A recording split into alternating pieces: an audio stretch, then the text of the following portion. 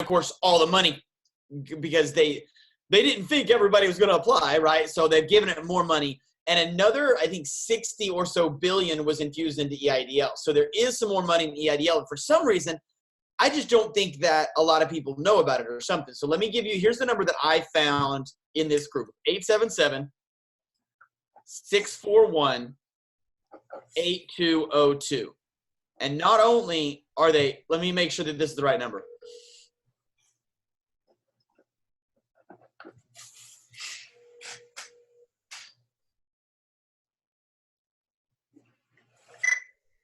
Thank you for calling the SBA. Can I put you in a brief hold? Yeah, that's the right number. Yeah. Well, and not only do they answer right away, but it's tier 2 support. So you call the regular SBA number, and I had a lady yell at me and hang up the other day because I asked her, I said, I was just calling to check up on my application. We don't check up on applications. I was like, oh, okay. Well, is there anything that you can help me with? I can answer basic questions. And I go, what question should I be? I literally said, what question should I ask? And she goes, sir, if you do not know, do not call. And she hung up. And I was like, oh my God.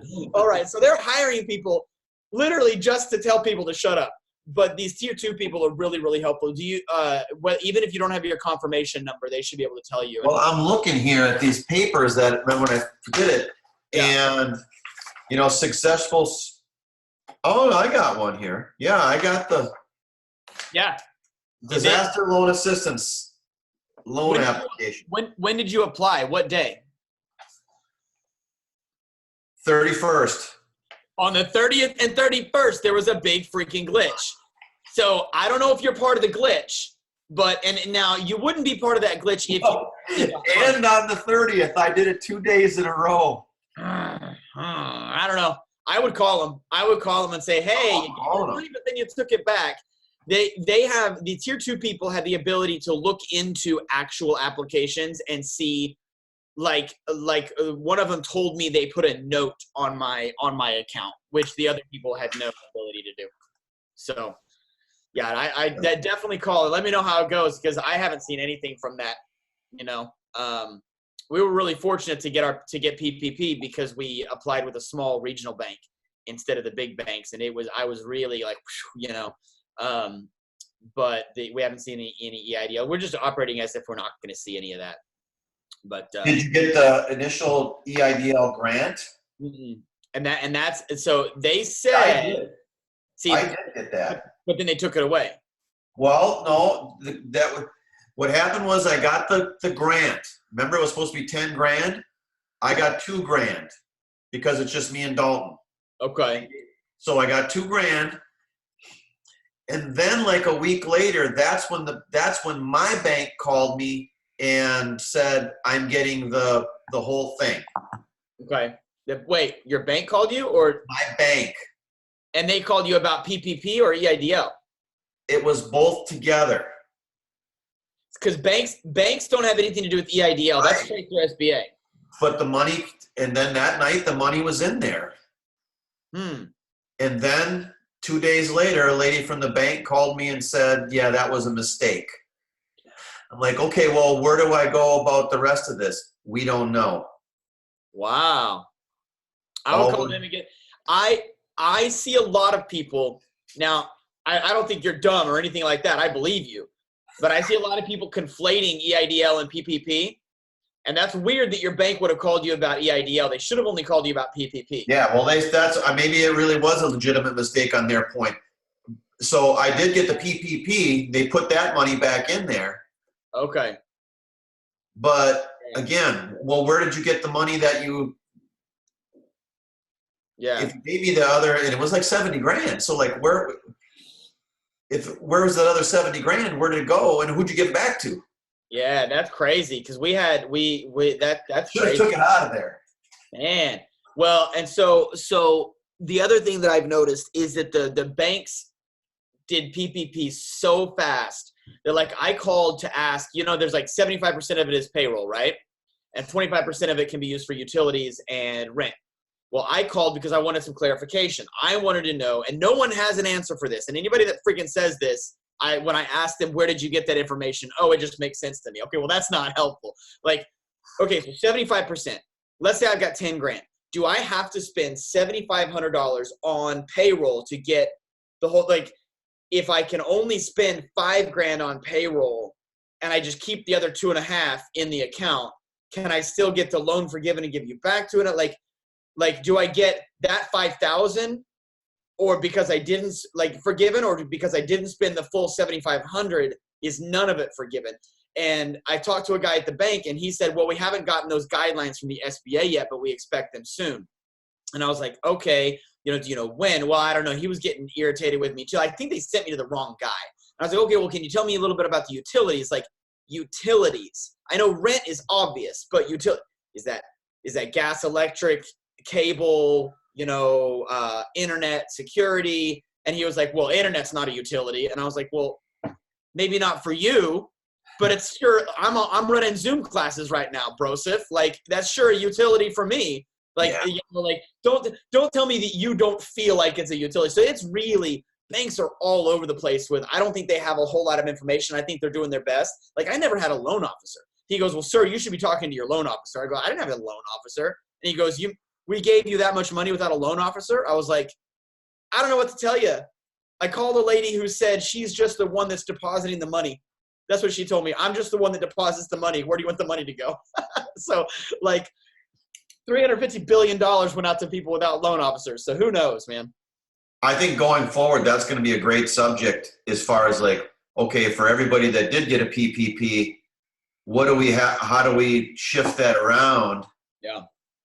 And I know it went into a separate account, but I've been using so it can be forgiven correctly. So we, until. But you have to spend it in 8 weeks. So like, and I can only bring back some of my people. So the way that I just decided, you know what? Can you pay yourself? We don't know that yet. I'm an S corp, so I can't pay myself. But yeah, I don't know if you're just an LLC. Are owner draws included in that? Are they not?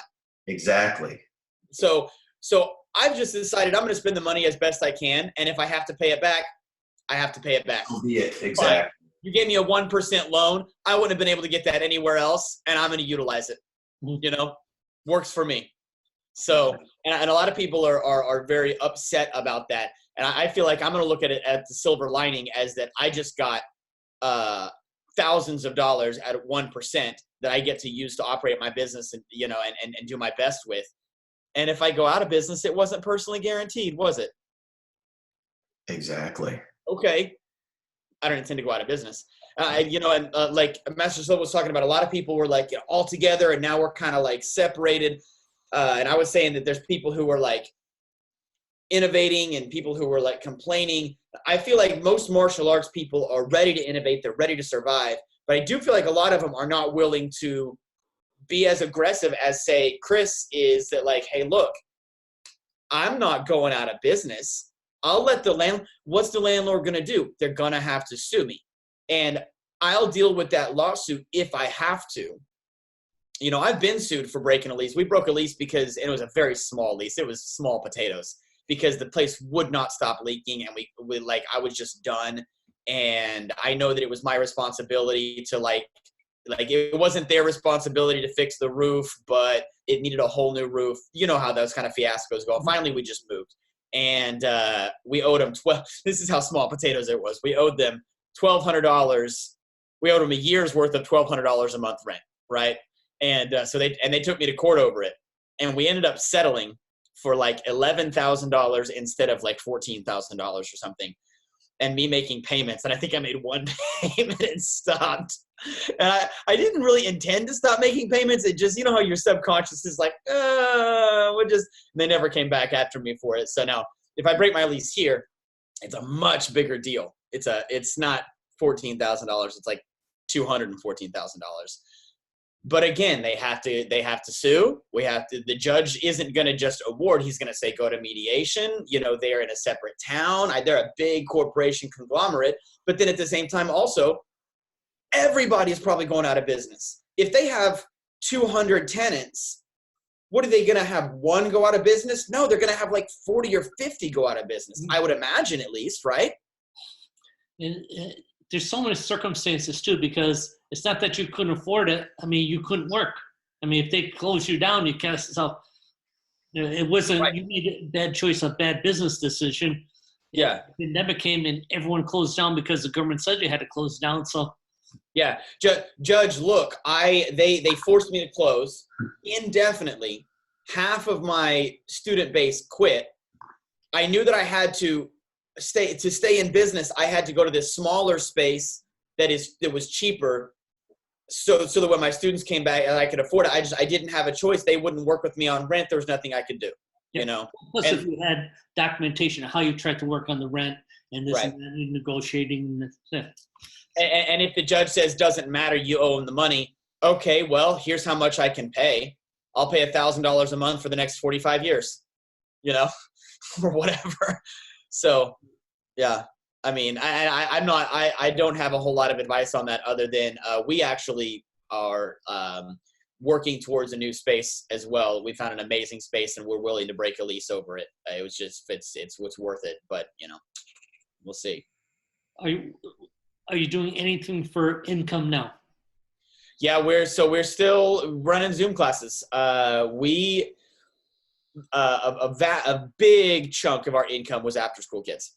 So, and those after school kids obviously aren't paying, so that's very challenging. So I think we had, you know, if we had 200 students, which I think we had 210 or something like that, and 20 or so of them were kickboxers. And I was just itching for a reason to cut the kickboxers anyway. So this was a really good reason. Oh, sorry guys, I can't teach kickboxing. So we cut the kickboxers, and that was only like $1,700 recurring monthly of income. It was not worth taking up a primetime spot. That was a very, very silver lining. 65 of those were after schoolers at $400 a month. That is not a silver lining. And then another, whatever, 80 or not 100 of those or something like that was regular students.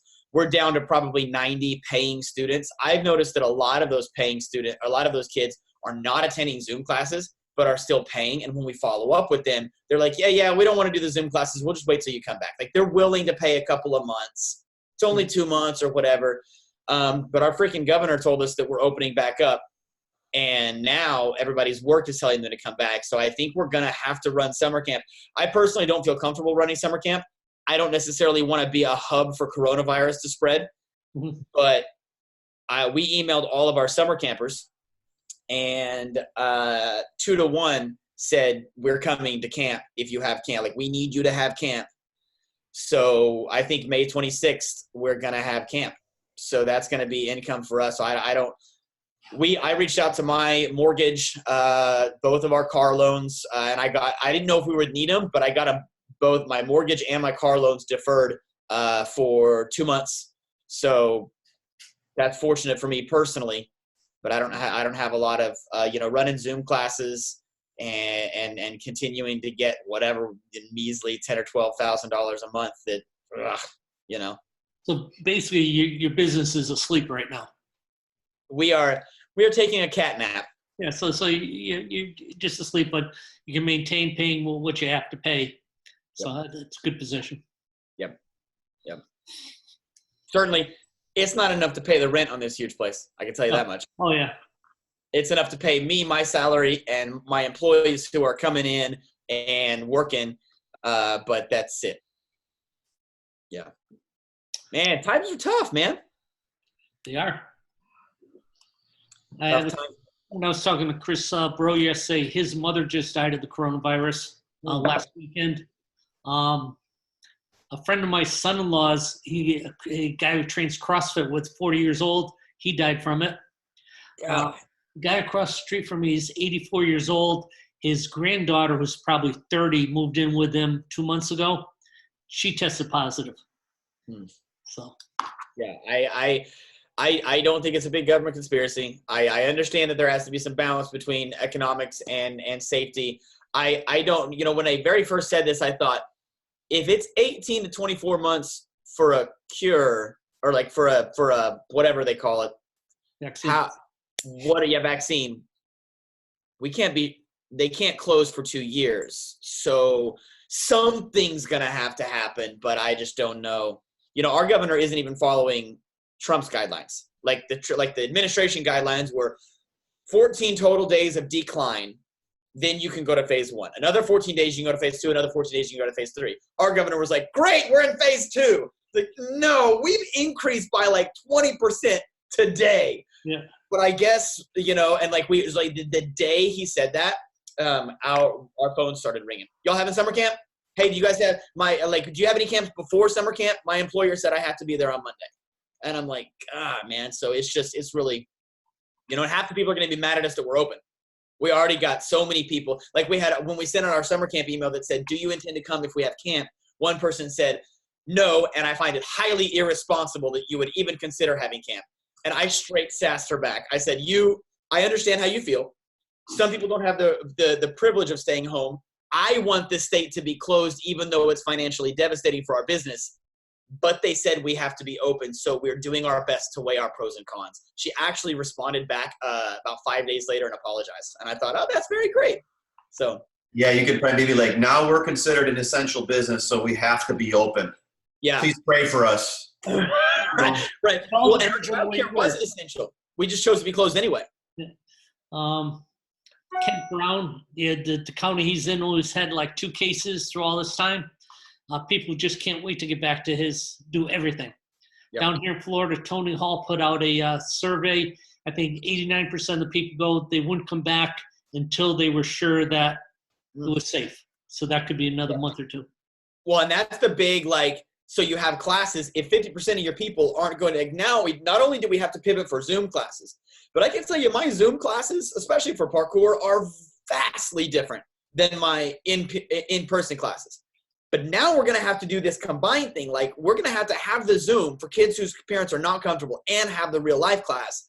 Now we have to have a whole new curriculum. Starting in 5 minutes, we have to have another whole new curriculum. So, I think people should be preparing for that, because I don't teach my in-person karate classes like I taught my Zoom classes. No. Not at all. Your Zoom classes are just nonstop. It's not like you want to start practicing roundhouse kick and come around and help you. Yeah. It's Zoom classes are the Master Williams show, right? And I am happy to put on my karate clown outfit and just be the best, right? But that's not necessarily how we do it in person, you know? And I'm not looking forward to that whenever that comes. It's going to be rough. It's going to be hard. I put out a thing yesterday how Brazilian Jiu-Jitsu schools, that's going to be a long time before they see anything. Krav Maga schools, you have to teach Krav Maga without touching the person. That's almost an impossibility. I know. I said people are, all of a sudden forms and one steps are looking real good now, huh? You know? That's the first thing I wrote yesterday. If you stop doing forms, start doing forms. It's almost like we could make preset combinations that you could memorize and practice on your, wow, yeah. Yeah, I know, man. All right, well, good luck, guys. Tomorrow, I'm going to go over so we're doing our very first online level up starting today and tomorrow for 2 days, and I'm going to put together some flows that I've never done post-graduation flows before. We've talked about them, but I've never personally done them.